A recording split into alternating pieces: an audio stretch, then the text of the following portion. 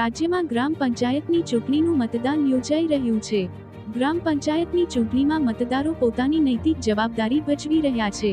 પાટણ જિલ્લાની વાત કરવામાં આવે તો શંખેશ્વર તાલુકાના ઓરુમણા ગામમાં મતદારો આનંદ સાથે મતદાન કરતા જોવા મળ્યા હતા।